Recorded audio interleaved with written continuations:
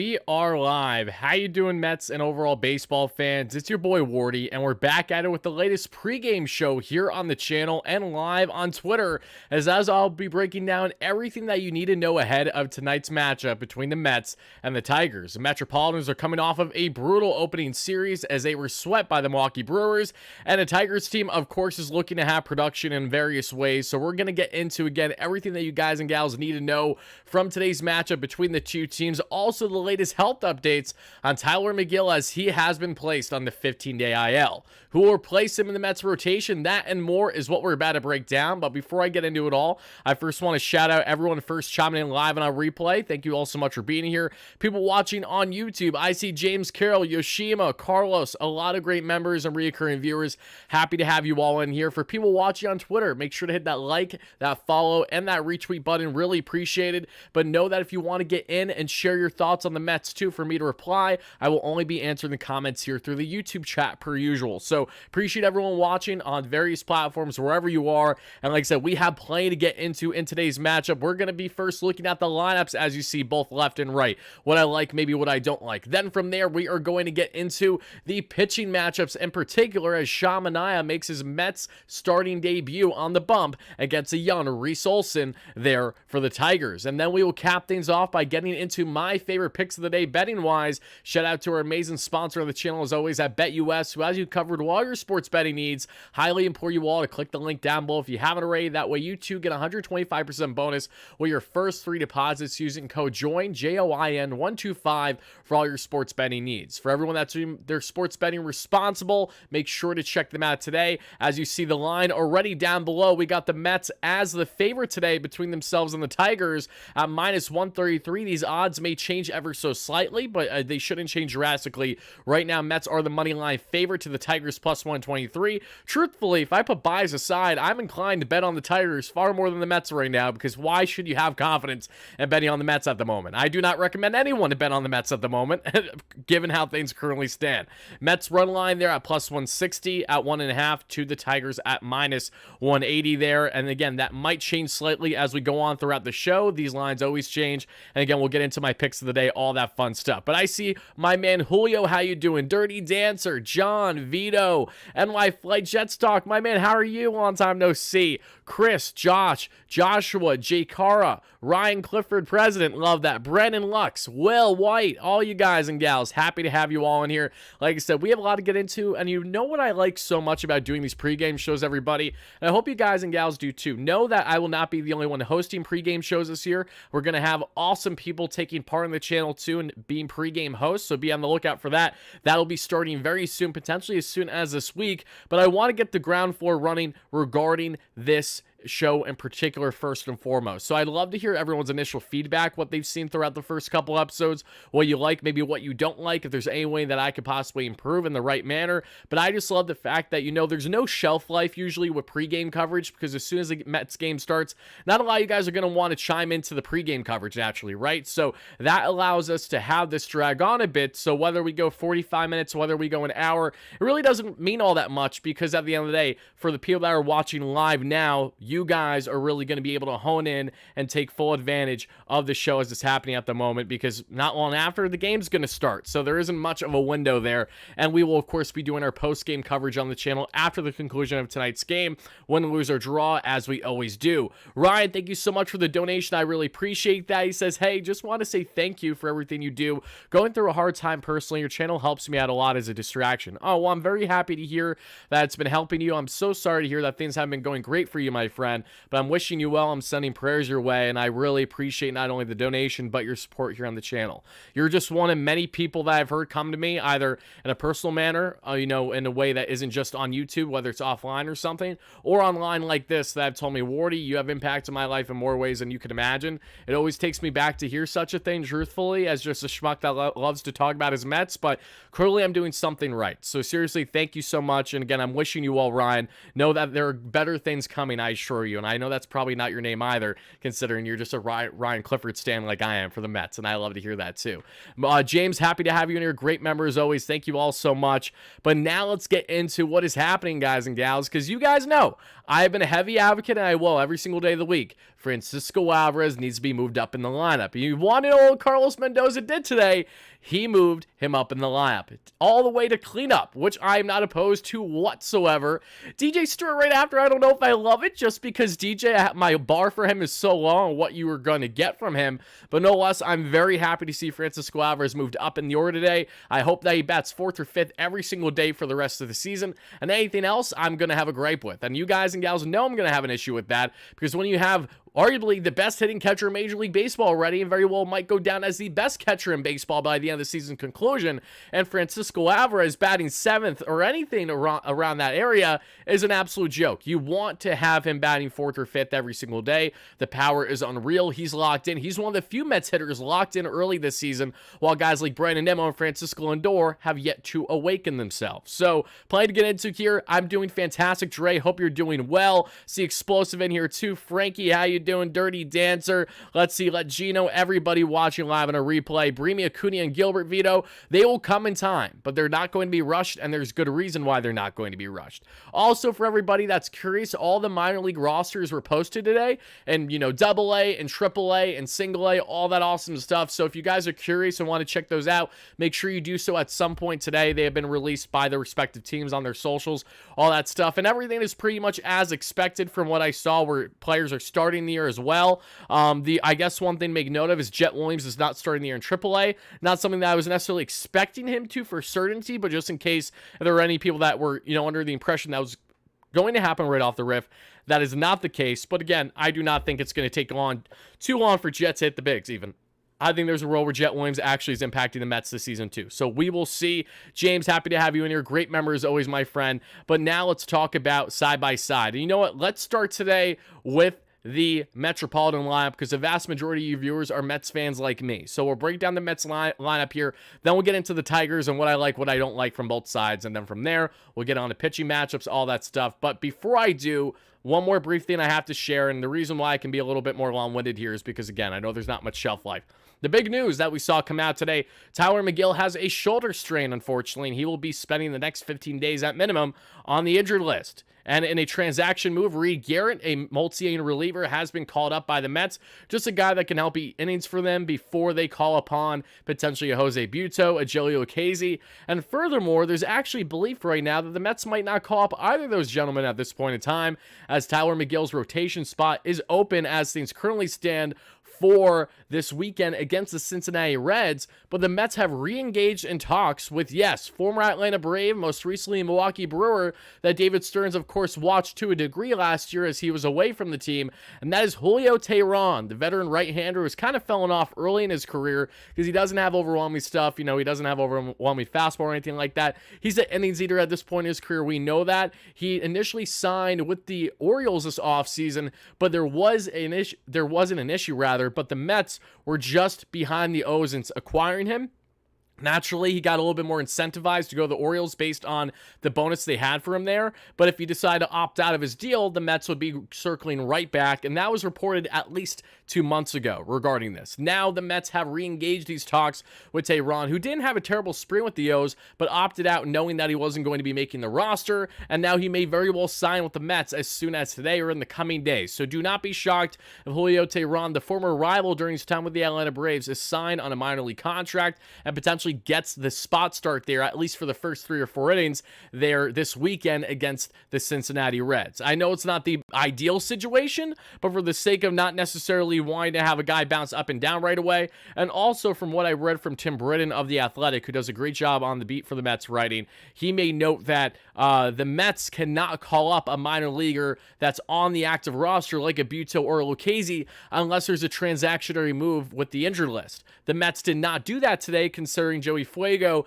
and Buto are not in line to pitch this soon, and that's why they called up Reed Garrett the way that they did, and that's why, as things currently stand, it's going to be a non-roster player that'll be pitching this weekend against the Cincinnati Reds. So Julio Teheran, keep an eye on him. We know him very well. Again, not a big strikeout guy. Last season in over 70 innings with the Brewers, had himself a 4.4 ERA, 4.9 expected ERA, just an innings eater that has MLB experience that, again, can go out there and give you what you're looking for the most part. Nothing fancy, nothing flashy, anything but sexy is Julio Teheran. But the Mets have re-engaged in those talks, so no one should be shocked they end up signing the man in the next 24, 48, 72 hours. Just fair warning as to if you're wondering why are the Mets going down that route, I think this goes in hand with one, wanting an innings eater, two, not wasting options if you don't have to, obviously, and most importantly, knowing that this is a short-term situation, whereas if things become more long-term, then you're going to want to say, okay, Buto 100% needs to be called up, or Lucchesi needs to be called up.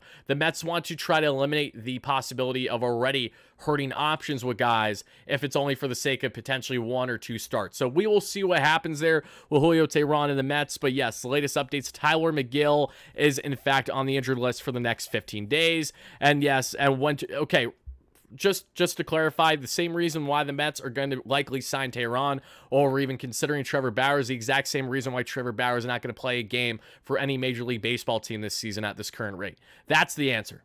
As simple as that. Will it be fun to see Canna up against the Mets today? Yes, it will. And now let's talk about this Mets lineup finally, as I've been a little too long-winded here. I apologize for those viewers that get fed up with me at times with that, but I appreciate the love and the support no less. And continue to smash that like and subscribe button. Donations always appreciated, but never, of course, necessary, never, of course, needed. Just know that they do go a long way, and I appreciate everyone that's done so. Thank you all so much in advance. Now let's start off with the Mets lineup today, mixing things up. WardyNYM is in the lead off again, looking for Brandon to have a much better series than what we saw against the Brewers, in which he decided not to show up. Francisco Lindor batting second, same applies.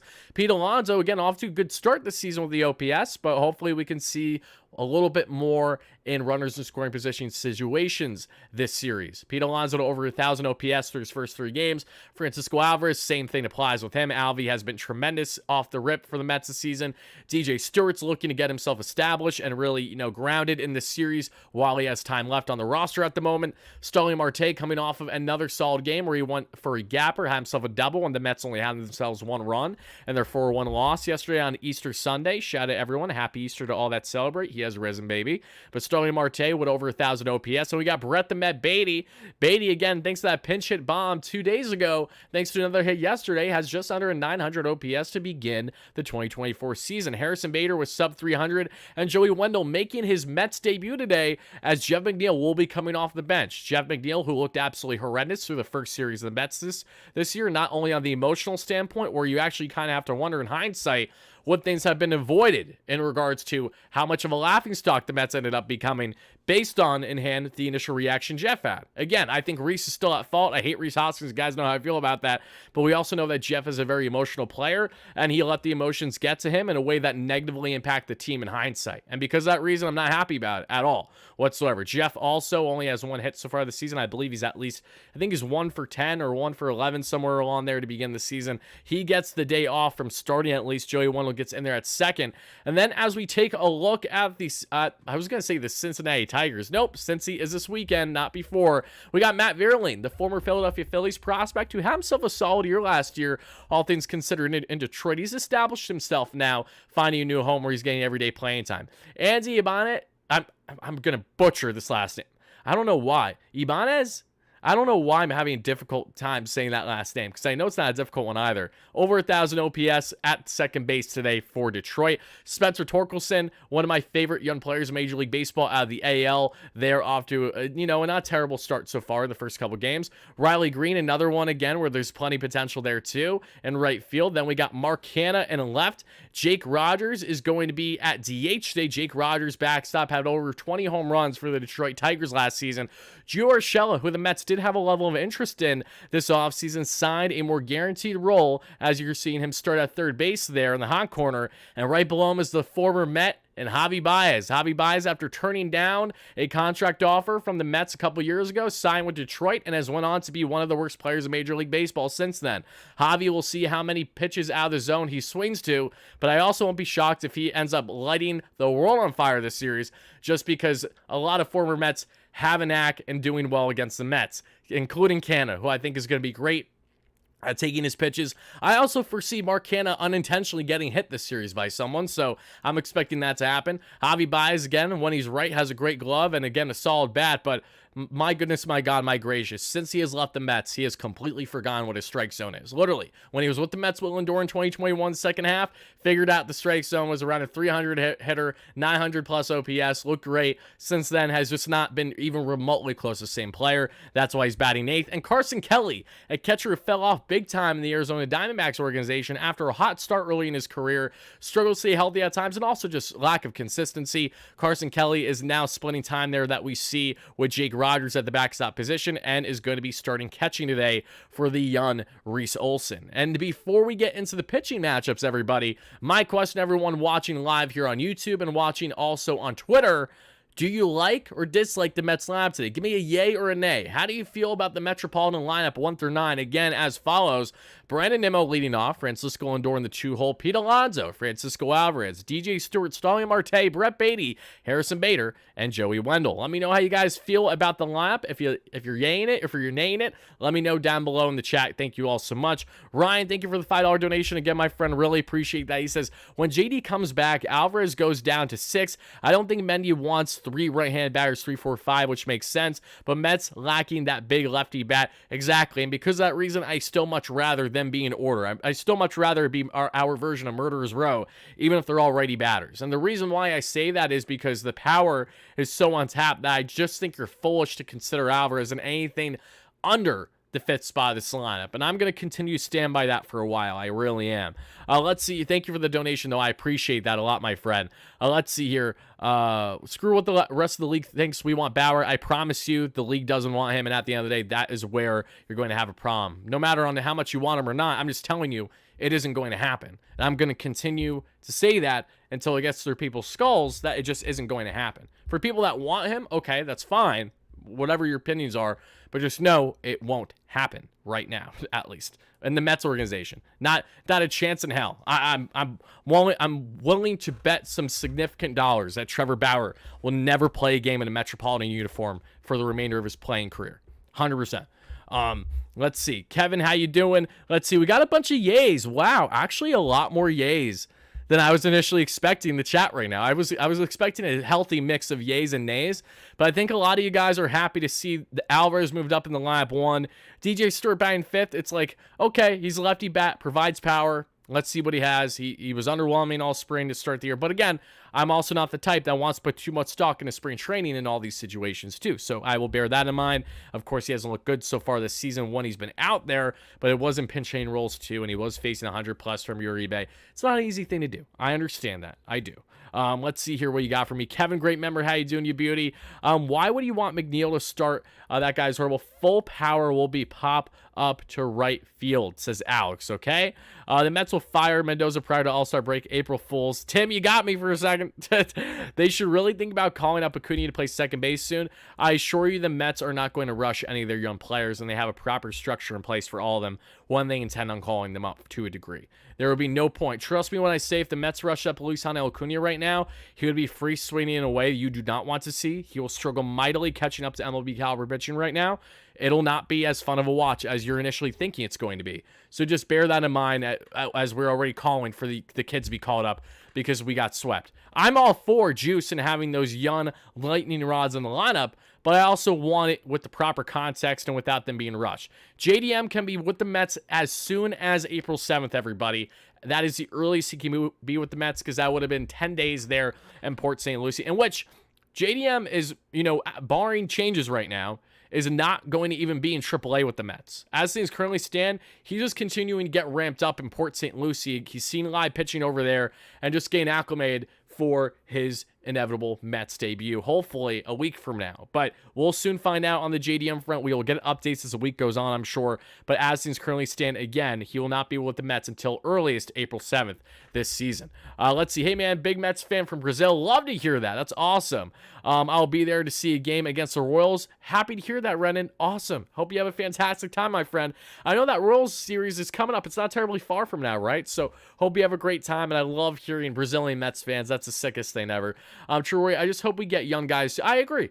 The Mets are going to have a nice, healthy mix of young infusion in their lineup this year. It's just not going to happen right off the riff. We're going to go through trials and errors. We're going to go through these trials and tribulations with this team. That's how it is. What's up, Dave Kaplitz, the absolute beauty? How are you, my friend? Vinny, how you doing? Rufo, everybody watching live on a replay. You guys are absolute beauties. Love you all. But we talked about the Mets lineup today. I asked you if it was yay or nay. Now let's get into a bit on this pitching matchup here. As you see, we got Reese Olson to the right, Sean Manaea to the left. Who is Reese Olson? Great question. That's what we're about to talk about here shortly, too.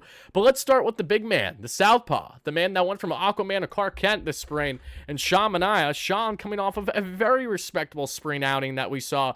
Not outing, but spring campaign as a whole. He's looking good. Sean Manaea, again, is looking to hopefully get the Mets on the right track in their winning ways today.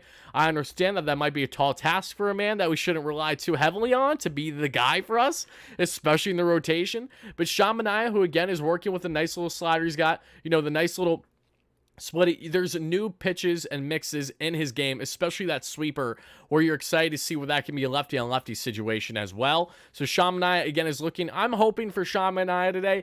Just give us a solid 5 innings, 2-run ball, 5 to 6 innings is all I'm asking. I'm never expecting the world. I just want him to keep the Mets in the ball game one, and I want this offense to get up early and often, as I will say every single day this season. You know that much. So Sean, we're looking forward to seeing what he can provide, but as a thorough breakdown, nothing too crazy. Just I feel like Mark Canha might be able to work a good count against him, even lefty on righty. Javi Baez is a guy where I could really see getting fooled by Sean's deceptiveness, even not necessarily on a slider down and away, because we're looking righty and lefty here, but down and in, I could see Javi getting caught. I also see a world where Javi has a great series against his buddy in Francisco Lindor. Gio Urshela, I'm telling you right now, I think he's going to have a good series. Gio Urshela, great contact hitter, plays awesome defense when he's healthy. He's a guy that you're going to look at this series and be like, yeah, I understand why the Mets had a level of interest there, at bar minimum. So we'll soon see what happens from there. I miss the Wilpons. That makes one of SL good. Jesus, you guys kill me with some of the comments you say sometimes, truthfully. But as we take a look at Reese Olson, Reese last season in just over 100 innings for the Detroit Tigers, including 18 starts and 21 appearances, a sub 9K per nine, a 2.86 walks per nine, a 3.99 ERA with a 4.73 expected ERA. Reese, the 24-year-old right-hander, again, is just getting his MLB career started. Last year was his rookie year, looked very impressive. And this is a guy, again, that has some nasty stuff. You're looking at the highlights with me, loving the breaking pitches we see from Reese too. One of these guys that doesn't necessarily come off as too overwhelming, but is definitely going to make you look silly with those breaking. He can certainly pick those corners well. So Reese is definitely a starter that we're going to have to bear in mind, but the lack of experience is something I'd love to see the Mets take more advantage of. And when it comes to pitching matchups early on this season as well, it's a really hard thing to evaluate as to kind of what you're getting. But out of what we currently see and what we currently know, I'd love to hear from you guys, again, Mets fans, baseball fans, whoever you're a fan of. Who do you got in this pitching matchup? Who do you foresee having the better outing between Sean Manaea on the bump to make his Mets debut and Reese Olson to make his Detroit Tigers season debut, coming off of a very respectable rookie campaign with sub-4 ERA and just over 100 innings last year? Tigers not a bad team. They're not. Tigers are on the rise. There are people that have the Tigers going far in their division this year. We should not understate the Detroit Tigers and their great youth movement that they have now. AJ Hinch at manager, remember him during his time in Houston? Yeah, he's still in the game. He's back, and he's definitely a great mind in baseball, all things considered. This Detroit Tigers team is definitely going to be taking a step further from what we saw last year. I don't necessarily know if I would want to put them in playoff category yet, but they're most certainly going to be taking a step in the right direction this year and will be playing entertaining baseball. Hopefully our Mets can take, a note in that playbook, because entertaining baseball, I haven't heard of that in a very long time in Mets land, unfortunately. Let's see. Long Island and move to the hometown of Olson, Gainesville, Georgia. There you go, City Boys. How's it doing over there? Let me know. Let's go Tigers. Sorry, but we winning Warrior. I mean, look, the Tigers, the bar is so low for my Mets right now. I obviously hope that they win the series, but truthfully, I have no clue what to expect, because the Mets, through 3 games, have really left us wondering what we're going to be getting, at least early on this season. So I'm not going to sit here and draw conclusions on who I think is going to win. That's why I don't even have them picked in a bet today or anything like that. I'm not even bothering until we see the Mets kind of get on a roll. At least we know a little bit more of what their identity can be, right? And if it continues to be what we're currently seeing, that's not fun, but it is what it is then. We'll have that discussion. But in the meantime, it's hard to judge. Okay, so regarding Buto, again, I don't think it's going to be long for Jose Buto to ultimately make his Mets debut this year. But as it was noted by Tim Britton, the early rumblings are that the Mets are expected to bring in a non-roster player for that Tyler Miguel rotation spot because they cannot bring up a Buto or a Lucchesi unless it's a transactionary move, which they weren't able to do today. They brought up Reed Garrett because, again, if they brought up Buto or Lucchesi, both those guys just pitched over the past couple days, so they will not be available for a couple days still, and you want them in the starting spot for the Cincy series. You can't have that if you try to pitch them in a bullpen setting whatsoever. So that is the reason why the Mets opted for a Reed Garrett, a multi-inning guy that they could utilize out of their pen if need be, and Julio Teheran. Sign him on a minor league contract. Hopefully he doesn't get absolutely cooked in Cincy, which is Batters Park, which wouldn't shock me if he did, but still, it's understandable when you look at the big picture, not wanting to waste options and just having a guys up and down. And in a spot right now where the Mets can't even call up a Buto or a Lucchesi unless there was a transactionary move on the injured list. Or you just put 50 down on Mets money line. No, Daniel. No, I didn't. I promise you I didn't. And I don't recommend you do that either. But hey, if you're going to, make sure you're using our great friends here at BetUS. That's what I will say. Let's see here. Between, again, Sean Manaea and Reese Olson, who do you have winning tonight's pitching matchup, everybody? Let me know watching live. People watching on replay, the select few, drop them down below too.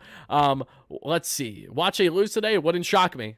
I can tell you that much. Bar's low. I'm just hoping they could get some wins. Joseph, thank you for the membership, my man. I'm happy to have you in here. Oh, Daniel, you did, Daniel. Well, you're a beauty, Daniel. I love you, Daniel. I hope the Mets win today. I hope they do. Because let's see, if you put 50 down on the Mets money line with BetUS right now, 50 down at the moment wins you $37.59. Not bad. Not bad at all. If you took, let's go with, actually, we're not going to do that yet because we'll do that once we get into the parlay here. But I do just want to make sure I have everything structured. Give me 1 second, everybody. This is grinding my gears. See the Reese Olson highlight and see how it's just slightly out of that little line I have? It's pissing me off. Let me fix it real quick.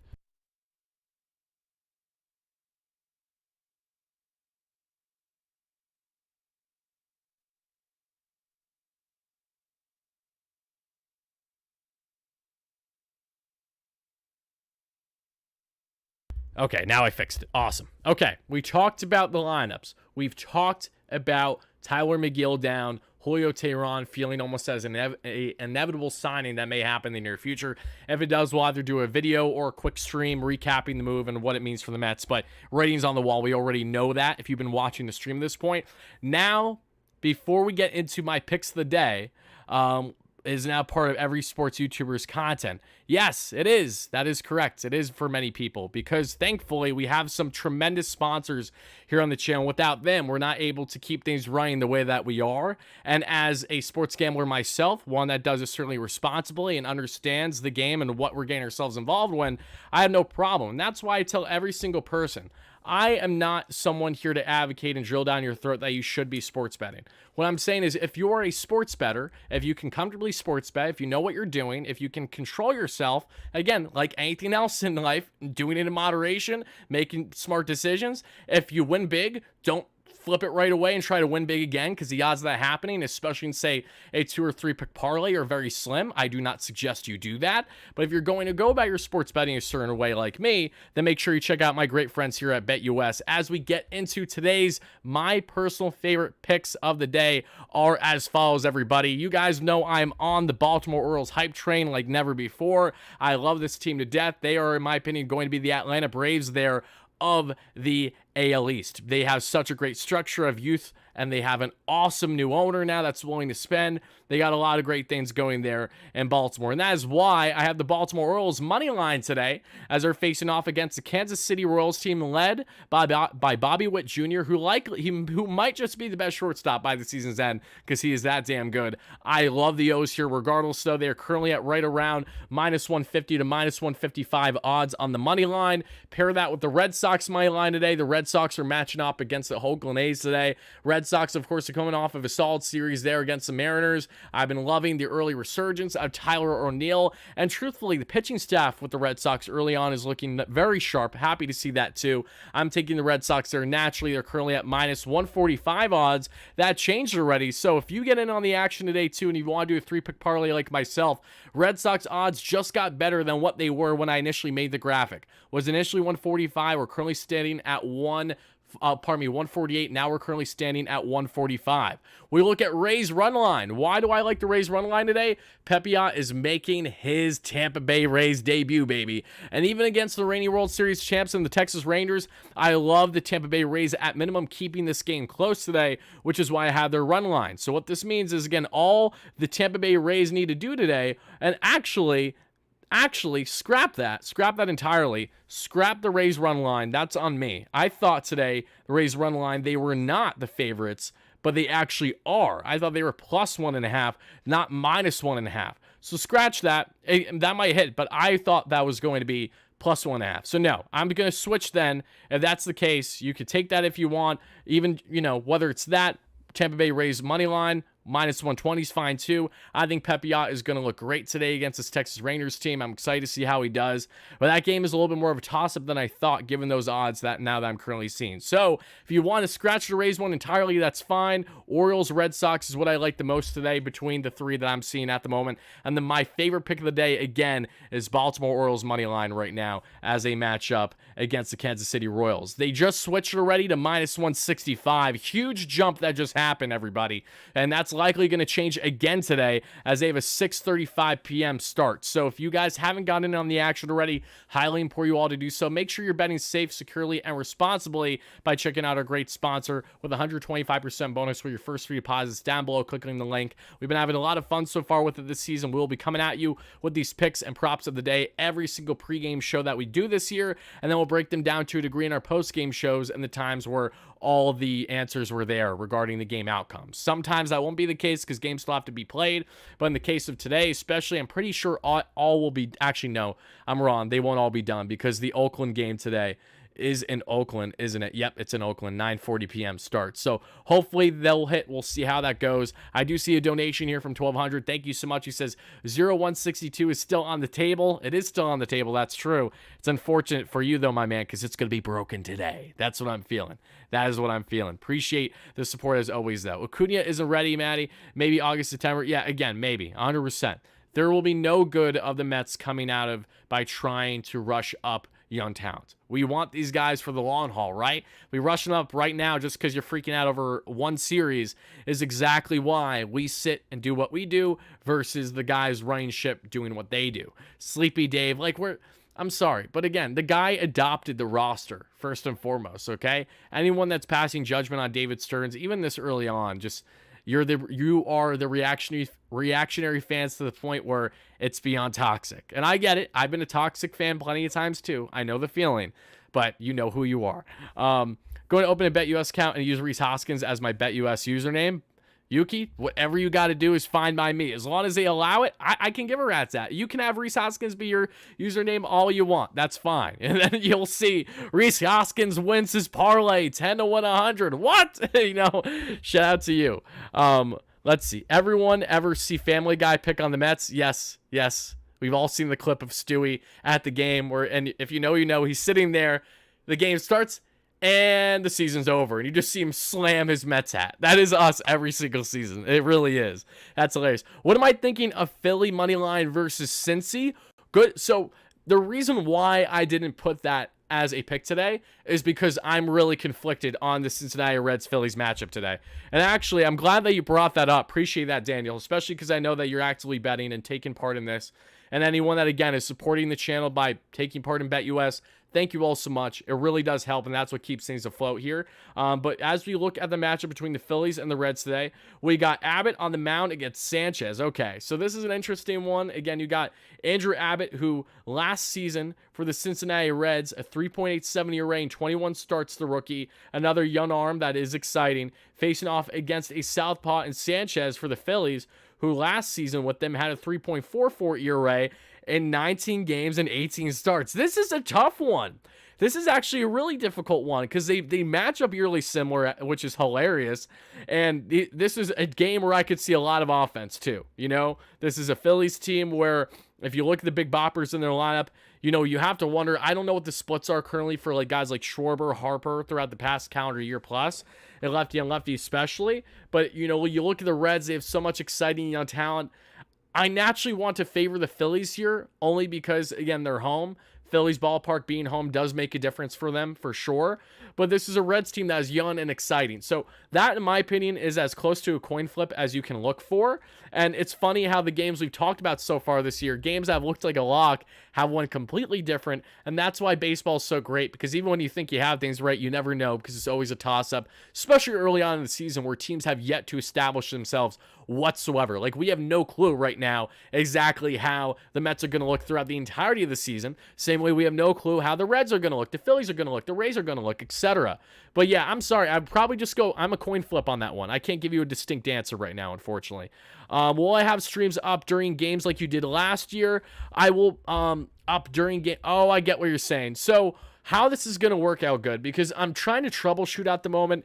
Right now, for whatever reason, when I go live on both YouTube and Twitter, it doesn't allow me to preset the stream on YouTube. Because then if I go live on both those platforms, it makes a different stream that then pops up that then you have to go to on YouTube versus one you were waiting in. So I know it's appealing for fans that like to kind of wait in the little chat, pre-game and as the game's going on. That's something I'm going to try to do, but I will just preface, I don't know for certain how many opportunities that'll happen this year, because I am trying to continue the growth both on YouTube and on socials. So it's something we're going to evaluate, but know that, and I assure you, one, we're going to be having schedules start to come out. So what that means is I'm going to be posting every week on the community tab and on Twitter that I'll probably pin or something what Wardy's schedule is for the most part that week. So what games you can expect to be covered, what games will feature pregame coverage, what games will feature watch party coverage, which will be a reoccurring weekly thing we will be doing on the channel this year that we didn't do last year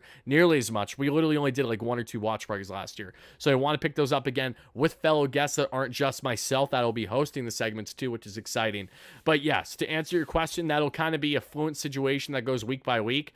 But I'm hoping to have out as soon as this week a formatted schedule for you all, so that way you guys and gals at least kind of know what to expect. Because even if you've been following along the channel, if you don't see a stream set up all day, you might think, okay, Wardy isn't streaming today. And I don't want you to think that necessarily, because that isn't true. So we're going to have, again, every week a schedule out, so you know for the most part what you're getting, barring changes because of, say something hectic happens in my schedule, or because, maybe something drastically changed in a series, it got pushed a game or whatever, barring things, but you'll see.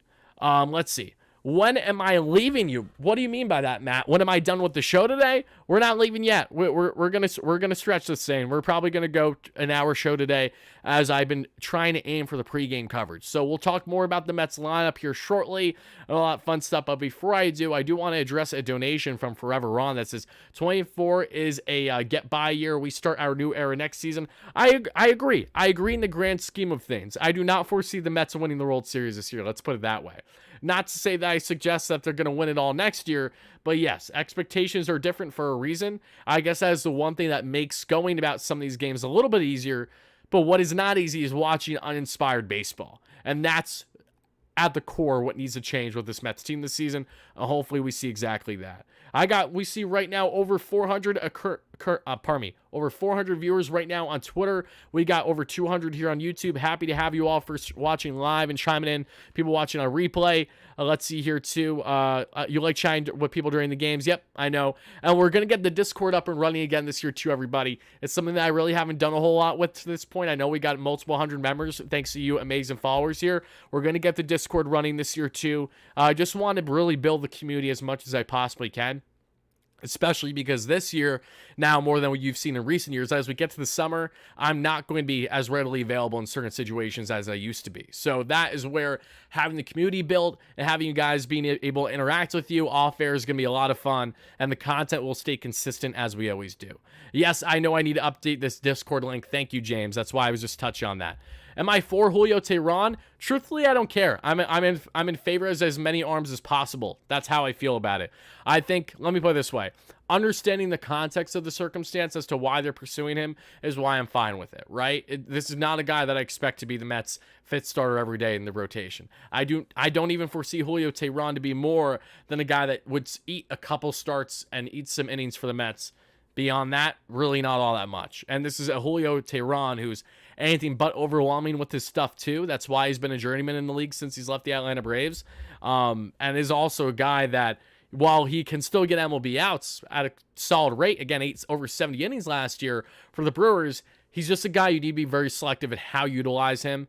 And even if you say his sign, it starts with the Mets against the Cincinnati Reds, I wouldn't be shocked if he gets banged up a bit because you're in Cincy against a really good Reds offense. So just putting 2 and 2 together. Braves may go 20-0. Truthfully, this is, I think, is in part the good thing about the lack of expectations with the Mets this year. I don't care. It doesn't matter. It's not like the Mets and Braves are going toe-to-toe on the rivalry front right now. The Braves are the Mets' daddy at the current moment. That's the reality, right? I love the heated rivalries. They make everything for me, truthfully. But given how things currently stand, there isn't a reason to be like, oh my God, the Braves never lose. Like, you guys don't need to try to do your best Frank the Tank impressions that absolutely no one wants to hear, because the reality is, what difference does it make? I expect the Braves to win the division this year. They should go all the way to the dance, or close to, if they don't pass the Dodgers. They should either win the World Series this year or lose in the conference finals. That is what the Atlanta Braves should do this year, and that's my expectation for them this year. So having those expectations is what's easy for me to dial back, because again, ATL is going to do their thing. Whether we like it or not, the Braves are not going anywhere, and us Mets fans know that. We know the Braves are better. We know they're always going to be better right now. Until the Mets consistently prove and have something built where there's a sustained foundation for success, where you know what you have on your roster looks great and also your farm, until we have all that rounded out, the Braves are going to be the Braves. Did you see Salicata say about Lindor? No, but I'm assuming it's not good, which is probably why I haven't heard about it. Getting too old for throwaway seasons. I understand that, John, but if it makes you feel any better, this Mets season is going to be much better than how it currently looks. And that I promise you. That I feel very confident in saying. Let's see. The chat is more exciting than the games. It literally is. How many, just by show of hands, how many of you come and watch post-game coverage more just because you want to see my reaction and just talk with fellow Mets fans than you actually care about the outcome of the game, or like caring about a breakdown of the game? By show of hands, how many of you people fall in that category where you're here pretty much just for like the community interaction aspect more than anything? You're not here to necessarily hear why the Mets lost or why the Mets won, but rather how we all react to together, because I know that's a good contingency of you guys. For all the doubters on Stearns, look at what a good job he did building the Brewers. Exactly, without money. Yep. And everyone that was talking shit on Milwaukee, well, Milwaukee just, pardon my French, bitch slapped the Mets this past series. And you want to know what they did? They did the David Stearns philosophy. Color me surprised. They have great defense. They have pitching from no names you never heard of necessarily, but they're going to come out and get quality outs for you. Aside from Freddie Peralta, because everyone knows who Freddie Peralta is by now. At least you should. He's a dog. Great bullpen. And a sporadic offense that was picking up big time when they need to against the Mets, right? And they can do that.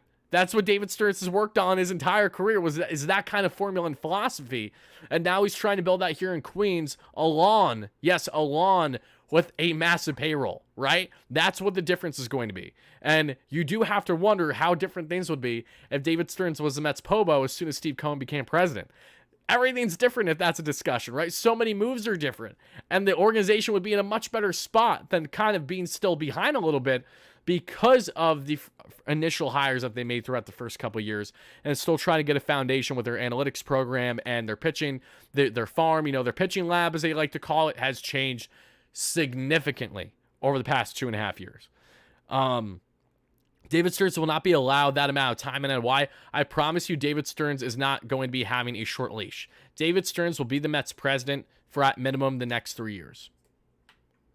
Love pregames. Happy to have you guys in here for the pregame coverage. Very happy to hear that too. Awesome. I'm glad you guys enjoy the pregame coverage too. That's another thing too. Again, this is one of multiple new segments on the channel. This and watch parties are like the new ones in the sense where you're going to get them. Watch parties will be 1 to 2 a week on average. Pregames will be anywhere from 3 to 5 plus a week. It'll vary not only on my schedules, but also the schedule of the other hosts that we're going to have involved here. One in particular that I'm very excited about, was talking to him off air today. The reason why I haven't announced him in particular yet is just mainly because I want to make sure I have the ground running with you guys before I then pass the keys over, where, you know, today will be me, tomorrow will be him, then the following day will be me. Every week it'll vary, and it's going to be fun, and it's going to be awesome to see, again, what you guys like from me versus what you like from him, and what you like from him versus what you like from me. So I'm looking forward to all of that. Tare isn't here. How you doing, brother? Happy to have you in here. Bobby, what's it going? Chat tonight. We're going to see Diaz walk out light show tonight. One can only hope. That'd be awesome. Just found you, bro. Hoping you're a good luck charm for the Metsies. They need whatever mojo they can get. I'm far from a luck charm, I'll say that much, but I appreciate the love, Richard. Thank you, and happy to have you in here. Welcome to the channel, my friend. Watch party, let's go. Yes, they're going to be fun. Literally, I think we only did one last year, and that was Justin Verlander's start. His start against Detroit that the Mets lost like 2-1 or whatever it was. Brutal. It was not fun at all. It was disgusting. Need a spark and fast? Yeah. And I would like to emphasize this to everybody. I do not enjoy talking when the Mets don't do well, right? I'm just a fan at the end of the day. I do not, like, I can try to be as professional in a certain manner as possible, but I hate talking about a Mets team when I'm not excited about them. And that's currently where things stand.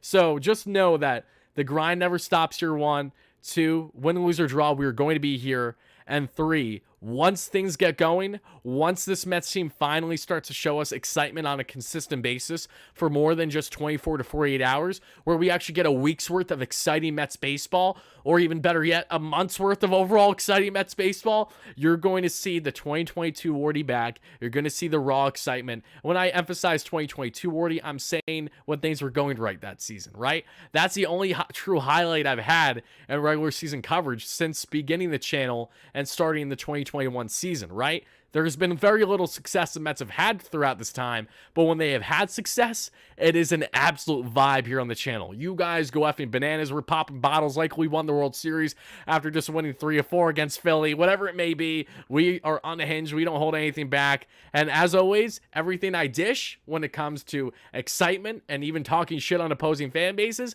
you got to know that you're going to have to take it. And I've taken it a lot because the Mets have had nothing positive going on really since... what? You want to say August of 2022, right? It's been that long now. We're going on literally almost 2 years. It has been fun, but just know that we've already been through it all here on the channel. So my expectations are low, and I'm just hoping for the best. And hopefully we can have some exciting baseball this season that we haven't had in years prior. Exactly. You hit the nail on the head. I'd like to see some fight from these guys, says Elgood. Your post games last year helped a lot of people. Well, I'm happy to hear that, PB. Thank you. I know they did. And I know that they would have helped a lot too, if I did more after the trade deadline. But truthfully, not only for my own sanity, but for also just not be as repetitive as possible, is why I kind of cut things off last year when I did. Because it's like, I'm sorry. We're all tapped out at this point. We know they're not going to be even getting close to playoffs. We know any run they have is a fluke right now. So aside from just seeing what the young kids have, there isn't really much to discuss here. And that's what I'm hoping is different about this season, where the Mets do not have us tapped out by the trade deadline. I hope that all the way until the end, even if they miss playoffs, they just give us entertaining baseball and something that we could say, it was an up and down year in 2023, but we learned a lot about the team, and we're 2024 rather, and we're excited about the future. That's what I'm hoping ultimately comes from this season, along with making playoffs. Remember when you said there was no way Severino was our second star come opening day? How's that going? Not great. Not great. Yep, things have definitely changed on that front, and I apologize. Truthfully, the reason why I did not foresee it happening was it was early in the offseason, right? And we need to see the makeup. And that's why I told people, though, and again, and that's perfectly fine that you're bringing it back up. If I said something then, and it's coming back to bite me now, I'm 100% going to own it, and I will absolutely own it. Yes, Sevy being the Mets' number 2 starter, off to a rough start here in 2024. It's an unfortunate reality. Let's hope that Sevy can come back out there next time, maybe not tip his pitches as much from what it appeared, and actually have his breaking ball. He didn't even have his changeup at all that we saw in that game. So important things for Sevy as he tries to ground himself and get back to a better outing than what he had in giving up a career-high 12 hits last time out there. Mets won't reach 500 all year. That I actually disagree with. I do think they're going to get above 500 this year. Mark Canha is going to hit one out of Citi Field this series, as he should. I hope he tries all the new food at Citi Field too, and tries that like $8.89 egg roll that has the rainbow cookie in it. That looks delicious. I can't wait to try that when I'm at Citi Field. I cannot wait to overspend a ridiculous amount to witness the Mets lose like 6-4, but at least I had good eats during the time. Promise us shows until opening day. Yes, you're going to get shows pre and post Memorial Day. That I promise. Wardy, do you think we win tonight? Truthfully, I have no clue. I don't want to sway you guys one way or the other. I don't want to use my bias. I have no clue if the Mets are going to win or not tonight. Because again, what should I take from yesterday to lead me to believe, or this past series to lead me to believe Mets are going to win tonight? No. Once we start to get in a rhythm, should we get in a rhythm, that's where I'm going to be more confident in these kind of replies. Nay, McNeil and Taylor should play, says Dave. Okay, there we go. Dave wants McNeil and Taylor in the lineup. That's fair. Let's see here. Speaking of the lineup, let me just show you guys for just one more second what we're working with here, if I can pull it up. There we go. Because we're going to wrap up the show here in the next 10 minutes, everybody. So before I do, I'm going to take the time to continue answering whatever comments, questions, whatever you got for me. My coming to London, unfortunately, I am not. And trust me when I am heartbroken to say that, Tracy. So I was supposed to go to London. London was 100% on the calendar last year. I was excited and was planning to meet my man Darren from the UK, who I'm sure Darren might be hearing this after the fact, is going to be bummed to hear. I will not be in London because that London series is the same right around the time that I'm supposed to have my child be born. Yes, I'm having a kid, expected this summer, and I do not want to be in any situation. Even my girlfriend, I kid you not, was very adamant initially on like, you got to go. Like, it's okay. It's okay. Like, God forbid if something, it's okay. You're not going to be gone long. But no, like as amazing as the Phillies Mets matchup is going to be in London this summer, priorities have changed. So I will not be in attendance, unfortunately, but it's for probably the best reason possible. So I will be, hopefully next time around, if they're in London again over the next decade, I'll be there. There's been early rumblings that the Mets and the Phillies may match up in the Dominican Republic next year. That's something I would love to be a part of, that I will try to. But yeah, that is why I will not be in London. Trust me, I would have loved to be there, but I got the best excuse imaginable. You know, gutted, but it's all for the best reason. There, exactly. Literally the only reason. The only reason why I wouldn't be there is why I won't be there. And it was a lot more of me telling my girlfriend no than it was the other way around. Just shows you how much of a trooper she is and how supportive she is of mine, and understands that the grind never stops here at WardyNYM. And that's why I love her as much as I do. Thank you. I appreciate that, Chris. Really does mean a lot. And speaking of which, again, this is why I like to preface everybody, there will be plenty changes throughout the year in regards to kind of how much you see me, especially once the kiddo's here. You will probably not see me for a good stretch of those days. My goal is to not be gone any longer than, 5 days to a week. But again, this will be an ever-changing thing. But thankfully, I have an amazing supporting cast. You guys have been so awesome with me, and also awesome fellow creators in the space that are going to come help pick me up a bit, for the times I physically cannot be here as I got to deal with the kiddo. So in those moments, we're still going to be grinding content. We're going to be having others besides myself. So rest assured, we're going to be coming at you with the best Mets coverage we can possibly come at you with. That is not directly the Mets or SNY themselves. And truthfully, and I do not just say this as someone that loves what I do and is very passionate about what I do, I feel like we've done a pretty damn good job here over the past couple of years in our growth and what we're getting at this season, really taking things now to another level. So while I have nothing against anyone that loves to go to SNY for the post-game coverage, and again, the beauty is you can go and watch all these things. You don't need to be secluded to just one individual thing. Same way with podcasts, right? I know this Mets podcast space is probably the most, saturated out there. Doesn't change the fact that you can still consume various shows, various podcasts, because I do that. Some of my closest friends are fellow Mets creators, fellow Mets, people in the space, and I always watch their stuff. At times, I'll watch them, I'll say, oh, that was a great point. I'm going to make sure I mention that. At times, I'm like, oh, this is awesome too for different reasons. So I think, in essence, just as a whole, this space and how much we've been able to kind of pick up each other, and also knowing that I have a lot of great people that are going to help support things is going to make things for a very exciting year. But most importantly, just knowing that we're going to have a structure and a format in place that'll be coming at you consistently is why we built the reputation on the channel that we have over the past 3.5 years now. If it wasn't for the consistency and the grind, we would not be where we're at right now. So I'm very grateful to be in this position, to now to be able to make these kind of decisions, and I'm very excited for what hopefully is again going to be an entertaining year of baseball. Child will be a Yanks fan. Child will not be in the house if it's a Yanks fan. Kidding. If my boy Pat somehow gets the kiddo to be a Yanks fan, that's raps. That's raps from me. Raps from me. There will be no WardyNYM. There won't be. I promise you that much. One final thing I'll say here, and then I'll just answer your comments before we wrap things up, everybody. I was this close, and I might do it next year. So just bear this in mind. I was this close to setting up either a Phillies or a Braves post-game show tonight and starting the first 5 minutes of the show with a hat on, a Braves or Phillies, and just going full on for April Fools. Like, literally scaring the shit out of you. That was my initial intent. But the reason why I decided not to do it is, one, I don't have a Phillies or a Braves hat, and miss me with that bullshit that I'm going to go buy a Braves or a Phillies hat. And secondly, I know that I would naturally lose some subscribers and followers that wouldn't understand that it's clearly an April Fool's joke. So because of that reason, that's also why I dialed it back. But just fair warning, I thought about it. I've been contemplating it for like at least 2 years now. Next year might be the year we finally pull the trigger. One final thing, I also got turned off by the amount of people on social media today that decided to just all do like the very same formatted April Fool's jokes.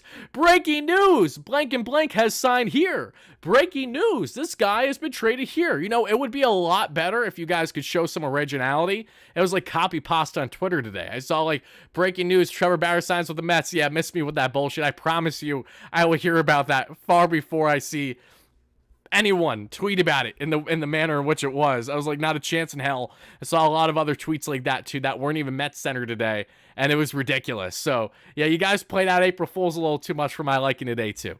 Appreciate that, Vinny. Thank you for the kind words. Let's see here. 0-3 must be Buck's fault, says Thomas. That's funny. Well, I love the Mets, but I love my Tigers more. I don't think I will be able to watch. That's okay. I mean, Igor, here's the thing, Igor. Why can't you watch, especially if the Tigers win?